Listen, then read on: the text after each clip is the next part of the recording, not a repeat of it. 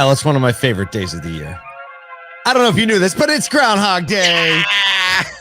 We're also going to talk about Hyundai, their Kevin Bacon commercial, paid AI, and a bunch of other stuff because it's Thursday. Yeah. On Thursday, we talk about stuff just like we do on Monday, Tuesday, Wednesday, and Friday. Punxsutawney Phil. It's a great pronunciation. Punxsutawney W in there now. Phil has seen his reflection, meaning we're getting lots more snow days up, at least up in the north, and we're getting the cold. So wait. I think it's if he doesn't see his shadow, it's 6 more weeks of winter. If he does, I mean, I think if it's like if he stays out of the hole, then spring's around the corner, which is just a bunch of BS anyway. But still, they did a great job of branding Punxsutawney, Pennsylvania. Yeah. I mean, that's like if you go and you just search it and you look at Visit PA Twitter, it says more PA snow days are on their way. Okay. Punxsutawney Phil seen his shadow, predicting an extended winter. So that's the way it is. That's what we got. That's what I'm seeing. Hey, let's answer the question everyone really has: is what happens to the groundhog the other 364 days of the year?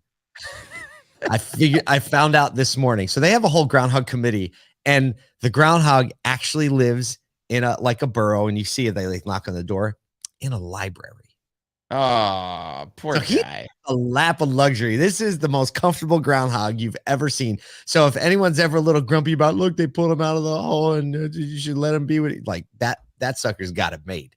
He's like living in the lap of luxury. Absolutely. So there you go. So we got a little more winter to go. It doesn't really matter because it's always sunny inside in a Sodu verse. Got a few other things, really fun announcements to tell you about today.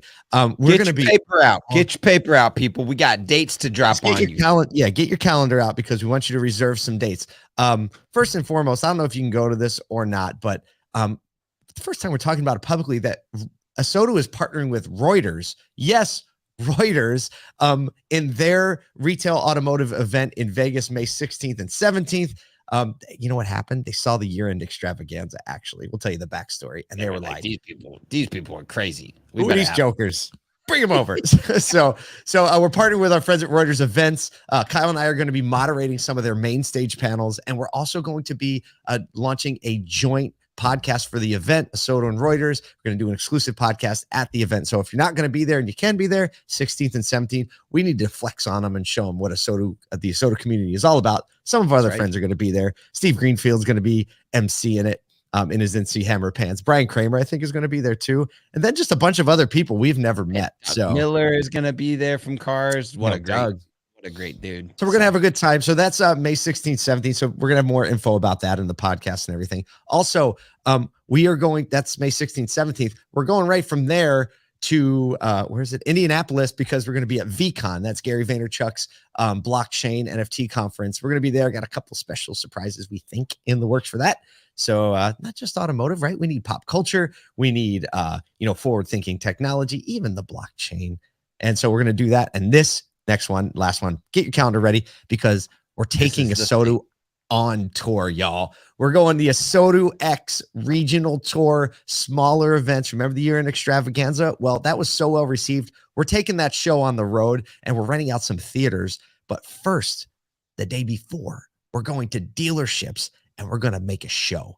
Like a show. Like think MTV Cribs meets Diners, Drive-Ins, and Dives. We're going to highlight the dealers and the people and the experiences and all the things that we all know are so great. Well, we're just so frustrated that enough people don't know about it. So we're taking matters into our own hand. We're going to go into the city. So April 4th and 5th, the event's on April 5th. We're going to Arlington. So if you're in the Texas area, we were just there, right? Circle the calendar dates because it's going to be limited seating and all that stuff. Circle it now. In May, we're going to be in Tampa during Digital Dealer. So if you're going to Digital Dealer or if you just want to head in to that area on May 2nd, we're going to put on our Tonight Show. We're going to have amazing guests and have some amazing stuff. Tampa, May 2nd. Then also June 7th, 13th, or 14th, we're hitting Atlanta. And we got some great dealerships to highlight there. So a lot of dealership folks, a lot of people on the ground, in the dirt, front lines are going to be there. People that you don't usually see, which is kind of what we want to do. Wrap our arms around the whole thing. So there you go. There's some dates. Circle and more information. Thanks for hanging out with us with the dates. We promise, like, we're going to have more information coming out about all that soon, but we wanted to get these in. All you insiders listening to have That's that. right. That's right. If you're hearing this, you're the insider. All right, let's talk about some news. So this is a fun one to start. The numbers are in, and January is a record setter for Hyundai Motor America as total sales increased by 9%, making this their best January. Wait for it. Ever. Yep. Best January ever. Sales were up, were 52,000 units, which were up 9% over 2022, and the third consecutive record sales month. Here's a quote from Randy Parker, CEO of Hyundai Motor America, says, achieving year-over-year growth in retail and total sales, as well as a record-breaking January, highlights the company's commitment to delivering a great product lineup. This is great, too, because we were just there. The positive feedback from our dealers during the 2023 NADA show demonstrates Hyundai's strong standing in the industry and level of trust and confidence dealers have in the brand. Also, this is a great 14 years in a row, they are ranked number one for customer loyalty. Wow. That's pretty wild. That's like people love that brand. And I can tell you this from being in the JD Power event where Randy Parker was there and communicating, like the room, you know how sometimes the room just like all of a sudden turns focus, right? Yeah. Everybody's off, you can feel it. Everybody's off. Yep. Boom. Everybody was on him. He has this very likable personality. And I think that speaks to the brand. You know, there's linked in the show notes. They just released a new marketing campaign with Kevin Bacon and his daughter. It is unbelievably funny. He's like, yo, it's like Ev it's kind of like Kev, you know. He's like, I don't pronounce it EV, I pronounce it Ev, like Kev. Like Kev. We'll do a reaction video to the whole video because it's worth it. It's unbelievable. And then I even love the fact that they were so savvy in thinking, oh, this is going to go on YouTube. Let's record a little bumper for this at the end with Kevin Bacon, getting people to subscribe to the channel. It's like, you can take a lot from just that. Don't even think about the fact that, you know, that the record sales and all that, but the marketing efforts, there's just every little thing is taken into account with Hyundai. Like they've been doing it for years. So I mean, here's the other thing that I love about this story. You mean they made content that was platform specific? Or they contextualized. You try to get me off on a thing. Or they contextualized their broadcast commercial for YouTube and made it platform specific. You can do that. Unbelievable. I'm just sorry. What were you going to say? I interrupted you. Well, no. This is what I love. Reported sales were 52,001 units. You know this. I'm telling you right now. This is what happened there.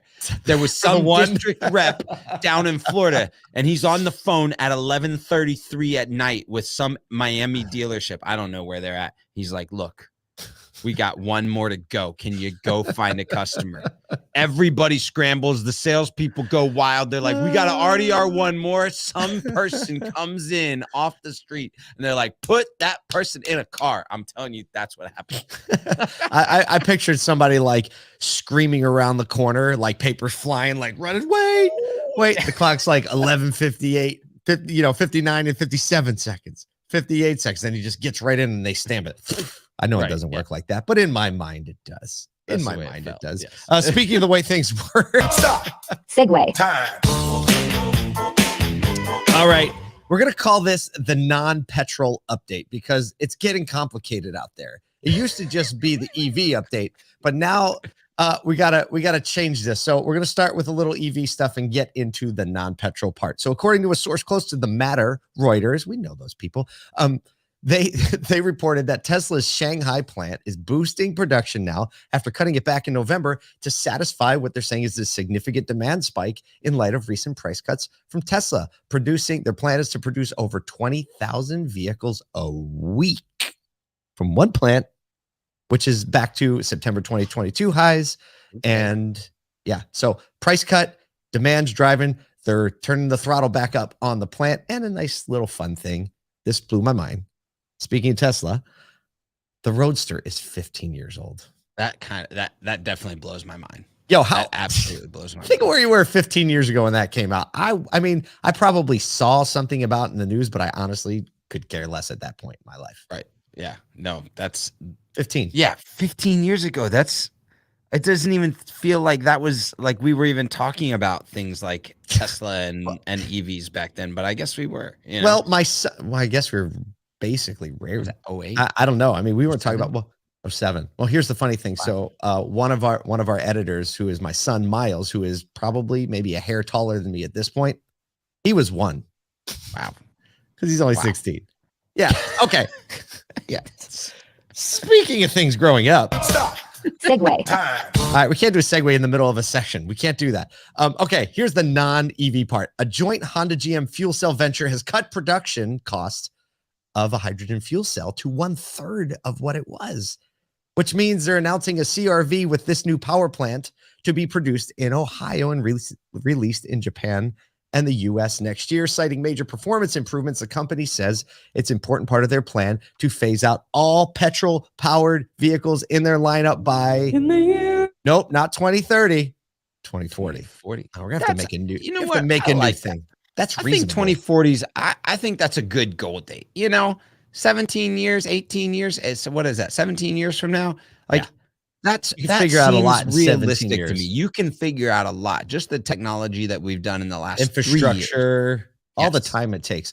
So basically they see hydrogen as a primary way to power larger vehicles, like larger commercial vehicles, and also commercial vehicles. You think of all the different engines and things that Honda powers, Right. and that's like industrial equipment. Like you can't sit on the charger that long. Some of that stuff is like 20-hour a Absolutely. day continuous use.